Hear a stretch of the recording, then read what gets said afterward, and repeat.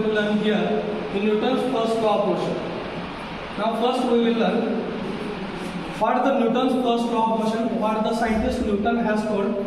Now in this first law of motion that we call the law of inertia, in that Newton has told if the object it is in a steady position, it always tends to remain in a steady position unless external unbalanced force applied on it. And afterwards he has told in that statement, the object if it is in a motion, it always tends to remain in a motion if external unbalanced force act on it. Understood? This is the first law of motion scientist Newton has told. That is also called law of inertia. Okay, so that we are going to learn here with this activity. For that purpose, we have taken here the one beaker, one cardboard, and one coin. Okay, now we are going to learn this activity with this instrument.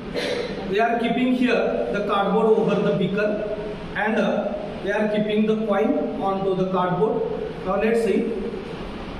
Now if you observe both objects, the cardboard as well as coin, both are in a steady position. Okay. Now if we are not going to apply any force, then these two objects will always remain in a steady position. This is the statement told by scientist Isaac Newton in the first law of motion. Understood? And if we apply the force, then that object will be moved. Understood? So let's see, if you are going to apply the force on this object, which object will go into the motion and which object will remain steady. Let's see, if you are going to apply the force on the object. Now let's see, that cardboard has go into the motion, it moved from the position, and you can see here coin remains the steady, and because of the gravitational force it falls down. Okay, so from this activity what we concluded, if the object it is in a steady position, it always tends to remain in a steady position. Okay, we have observed here through this coin, and that cardboard has fly away because of the application of the force.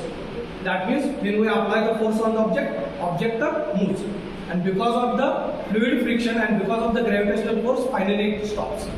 Okay, so from this activity finally we have learned the object if it is in a steady position tends to remain in a steady position. If object it is in motion, it also tends to remain in a motion if external unbalanced force not act on it. Okay, so this is the first law of motion, also called the law of inertia. Okay, understood everybody? Then learn this law of inertia. Students.